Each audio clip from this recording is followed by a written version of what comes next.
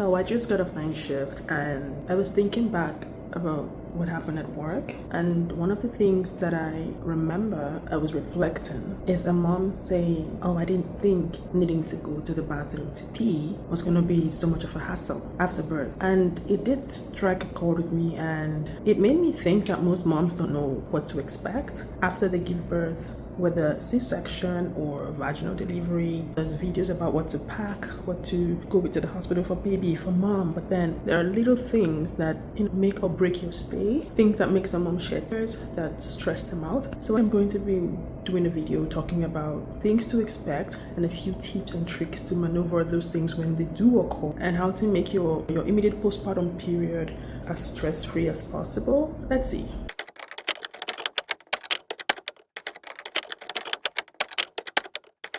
Thank you for tuning in. My name is Tammy. I'm a postpartum nurse, and today we're going to be talking about a few things that take mom by surprise, most moms by surprise, be it their first baby or their third baby. Some things happen that they haven't experienced before, or it's the first time they're experiencing it, and it does take them by surprise. Now, I see this every day, and it's every time I see it, I have to step back and think about it, that everyone's journey is different. Everyone's postpartum experience is different, and every baby is also different. You probably must have experienced it the first time, or I would be thinking, but this should be known, and it's not known. So that's why I'm deciding to make this video, to bring this awareness, to help some moms, or every mom that comes across this video, think about it when they're going to have their baby, and when these things happen, not to be surprised. So today, no sugarcoating, no beating around the bush. We're just going to go straight into the 6 things that takes moms by surprise, and how to prepare for them, and how to manage them when they do occur. Disclaimer, tips,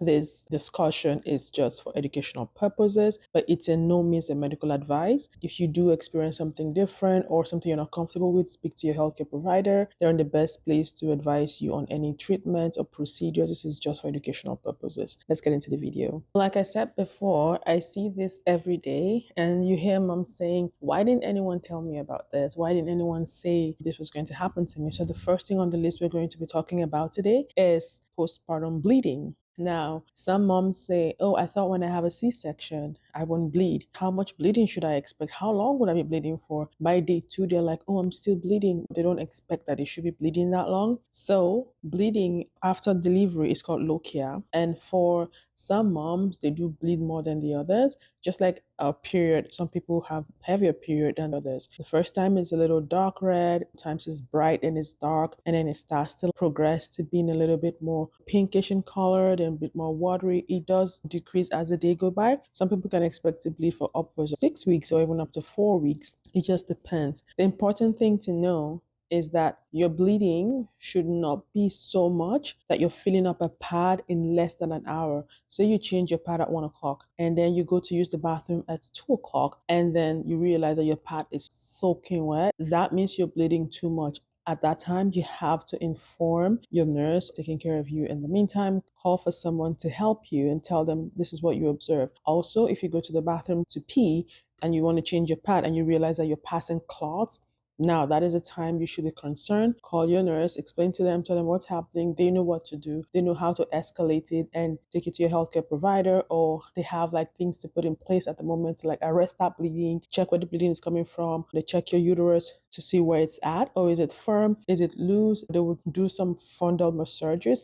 That's another thing that people don't expect. This fundal massages where they press your belly to see where your uterus is. For some people, it can be painful, but for some people, it's tolerable. So it depends on your pain tolerance. They would see if it's firm or it's a little boggy, which is like a little loose. And if it's loose, they would have to massage it, which can cause some pain. All this is to help you arrest that bleeding. And sometimes you can also get some medication to help stop that bleeding. Otherwise, if you're not filling up a pad in an hour, just regular bleeding looks like your period, maybe a heavier period, that's fine. Change your pad, and it's good practice to change your pad every time you go to use the bathroom. Yeah, that's it about bleeding and what to expect. Next, we're going to be talking about after pains. So if you're breastfeeding particularly, while your baby is latched on, you would feel some contractions. Some moms have explained this pain as a bad menstrual cramp. Some have explained it as the initial cramps they started to have while they were going into labor, or it's just like intense cramping. And for some people, it's so intense that they do need some help, like maybe a Tylenol or something, whatever your healthcare provider prescribes for your pain control to help with the after pains.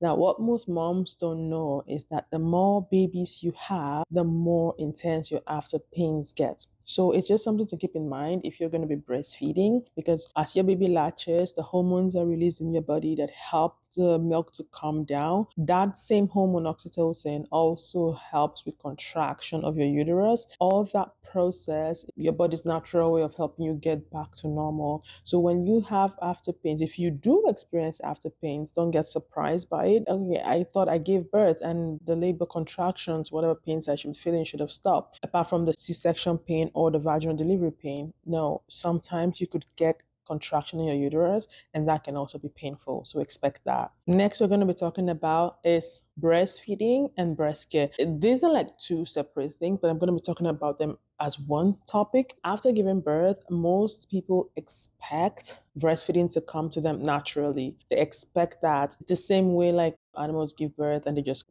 know what to do. Now, we don't really know if animals know what to do. Anyways, breastfeeding, for some people, it doesn't come naturally. Now, I can't speak for everybody because I don't know if some moms just know what to do or they're attending classes and they're just like good at it. But for the most part, it doesn't come naturally. It's something you still have to learn. It's something that you still have to practice. Now, the beautiful thing is on some units in some facilities, there are lactation consultants that are there. They to conduct like in-service classes. Moms can attend at a certain time. For my unit, it does last an hour from 2 o'clock to 3 o'clock or whatever time they have allotted. And you go there, the lactation consultants are there to help you. They help you with the latching. They teach you the basics of breastfeeding. And if you're going to be supplementing your baby with formula, you know, what to think about, how to do it, the best way to go about it. Particularly, it's about breastfeeding and the positions to latch your baby for optimal outcome and how best to optimize breast milk production. And this is a good class to attend if your facility that you give birth in offers it. Otherwise, your nurse on the unit can also support you with breastfeeding. They're equipped and they're knowledgeable to help you with latching and also teaching you about when your milk comes in and when, you know, to expect the pain and engorgement and how to manage it. Another thing I want to talk about is in the first 2 to 3 days, you're only producing colostrum. That is your thick initial milk that is protective for baby. It has most of the antimicrobial properties to help with baby's immunity and protection. If by any means your baby is not able to latch, I mean, they also advise you to hand express and give baby some drops. It's helpful. It also has a laxative property that help baby to pass the initial poop. All this help with managing jaundice and just protects baby overall. Now, if there's any reason your baby is not latching, maybe baby is too tired. Now, that's another thing that takes mom by surprise, that sometimes your baby just doesn't want to latch. Either they're too tired or they're too sleepy. It's okay. In the first 24 hours, you can express and give to your baby. If there's any reason that your baby must feed, your nurses and your healthcare provider will tell you other steps to take to make sure that your baby feeds in that time. If they have any issues like a medical condition that they have to feed, your nurses are there to support you and tell you what to do. Now, in the event that your baby doesn't latch and maybe too sleepy and doesn't want to feed, you can hand express and give to baby. All right. Don't feel too stressed by it. Don't feel like something is wrong with your baby or something is wrong with the bonding experience or you're not a good mother. No, you're doing your absolute best. Your baby is just tired in the first 24 hours after birth and they might be sleepy a lot. And if they're in that position, it's okay. Hand express, give them a little drop and let them sleep.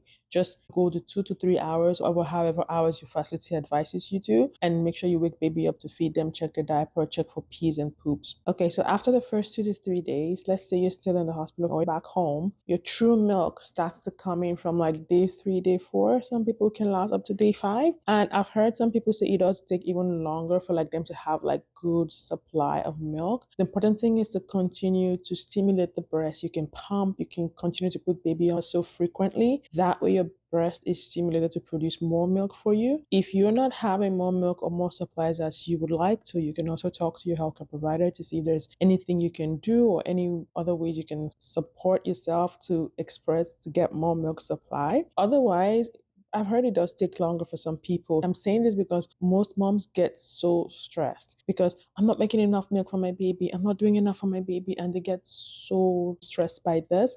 I know it's stressful. It's good to continue to just try, continue your best to try and pump as much as you can, bring baby to breast as much as you can. Just do everything you can in that initial time until your milk actually fully comes in. Now, when your milk fully comes in, some people do express engorgement, breast gets painful. And in that time, there are ways to support it. So you can use like a warm towel to put around the breast. It does help to loosen it up and let some of the milk get expressed. And when that milk gets expressed and you finish feeding baby, you can put a towel around it to help with providing comfort for you. And if your healthcare provider does say you can take some medication for the pain as well, you can also take something that's safe for you to take while breastfeeding that helps with the pain as well. Otherwise, there are other ways to help with that engorgement and that breast pain. The next point we're going to be talking about going to the bathroom to pee after giving birth. This is so important. Now, if you do get epidural, or if you had a catheter inserted when you were going for your C-section, or let's say you get an epidural and for that they won't let you walk around, right? So you have a catheter inserted to keep passing the urine. When that epidural comes out and then your catheter is removed, you start to feel your legs. Some moms don't expect that going to the bathroom to pee will be so difficult. I promise you, for some people, it does take a lot of effort to finally be able to pee. And it's so important to have at the back of your mind that you need to get out of bed on time if you're able to. If you're not in so much pain and your pain is actually a little bit controlled and you can get out of bed, it's important for you to get out of bed, move around early. Let's say you at least move from your bed to the baby's crib, move from the bed to the bathroom as much as you can tolerate. Get out of bed, move around, move your legs, sit on the toilet. Even if you don't feel like peeing, go sit on the toilet. Let your body start to remember what to do because it does take a while. Now, some people, they're not able to pee until maybe 6, 8 hours after giving birth. They haven't gone to the bathroom to pee by themselves. Now they're retaining urine. Now they have to put a catheter back in. And it's a very stressful experience to have a catheter back in after you just gave birth because your healthcare provider and your nurses cannot just let you sit there without peeing. Your bladder just starts to turn with pee in it, pushes your uterus. You're at risk for bleeding, so they won't let that. So most times they will put a catheter back in to drain all the urine that you're retaining. So it's good practice to try to go sit down on the toilet and try your best to urinate. Now you can ask for a sit bath, they fill it with water and you sit in it. That usually helps to stimulate that sensation that you need to pee and it does help you pee. Or you can fill a peri bottle like this. You just squirt it in your vaginal area and sometimes that helps stimulate the sensation to pee. Or you can just run the tap. There are so many ways to help you try to pee. That water, that sound of water helps some people pee. Or that just movement of going back and forth to the toilet and sitting on the toilet, it does help you pee. And when the first time you get up to go pee, your nurses would want to measure how much you pee. They'll give you a little hat like this and they put it in the toilet for you and you sit in it and try to pee in that hat. Now, in my facility, this is a paper hat, but it does hold the pee. But in other facilities, it could be plastic, it could be whatever they have to measure it as. They just have to measure your pee to see how much you pass it because they have to calculate it if this is enough pee for the number of hours that you've gone without peeing and for how much you've had to drink. They have to be sure that you're not just holding all your pee in and risking bleeding. So it's something to keep in mind when you do have a baby that peeing is important. They won't let you go if you're not able to pee. So if your pain is controlled, like I said earlier, get out of bed, walk around. I know you just had a baby. I know it's painful. Promise you. I've had a baby by C-section and I cannot begin to explain to you how painful it is. But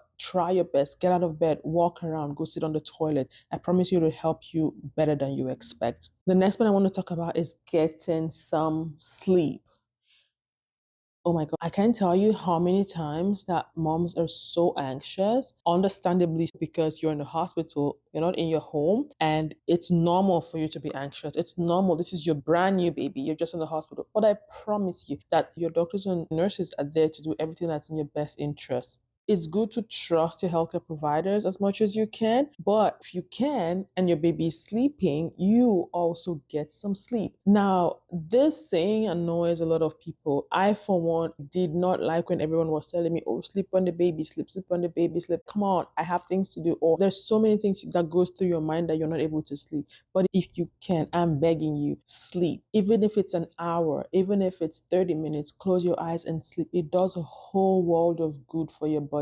If you can talk to your nurses and tell them if they can come in at certain times because you need to sleep, Sometimes most nurses are accommodating. They can allow you, give you some space, give you some break and not come into your room every time to check. Unless they definitely have to check baby and check you, most nurses are willing to work with you and give you that break for you to get some sleep. Sleeping helps your body recover. It helps with your breast milk supply. It helps with just overall thinking straight. That it takes away that pressure from your brain and that irritability that comes up when you don't sleep. You've gone through hours of labor, maybe ended up with a C-section. Now you're being transferred. Then you have to breastfeed. Then you're bleeding. You're not in your home. There's a whole lot that goes in. I get it. And then when you don't sleep, that compounds because now you get irritable. Now you start to get very frustrated and some people start to cry. It's very heartbreaking to see a new mom just crying. So if you can, get 30 minutes. If you have a support person with you, a partner with you, let them take turns. Let them sleep. You look at the baby, you sleep, they look at the baby, because it does take a toll on both moms and their partners, especially when they have a very present and supportive partner that have been with them throughout the delivery process. It's good for you to get some sleep. Now, I want to end by saying that the truth is everyone's journey is different. You cannot compare one postpartum experience to another. Neither can you compare even your first postpartum experience to another postpartum experience. If you do have another baby, they could be totally different. They could be night and day. I just want to say be patient with yourself. Give yourself some grace. Your body's been through a lot. You're doing the best that you can. And take it one day at a time, one step at a time. Ask for as much help as you can. If there's something you don't understand, if there's something that you're stressed about, ask. Let people help you. Let your nurses explain to you. Let your healthcare providers teach you, tell you what to expect, tell you that, okay, this is normal, or no, we have to look into this more. And if you think something is wrong, speak up, say something. If you're getting a medication that you don't think you should be getting, ask why you're getting it, talk. It's a good time to advocate for yourself. So to every mom that is watching, every new mom, every second time, third, fourth time mom that is watching, drop your experience in the comment. Let other moms also learn. Let them know what to expect. Or if there's something that I've talked about that you think you want me to talk more about, or that you think you can shed more light on, by all means. And if you're in the hospital right now watching this video, possibly, or you're going to the hospital to give birth, and at some point you're thinking, is this how my body is supposed to be feeling? That's how it's supposed to be feeling. Okay, you're doing your absolute best, you're doing a great job. Don't think that you're not good enough or you're not made for this. If you were able to carry your baby, go on, give birth, you're doing an absolutely amazing job. Until I see you again, God bless.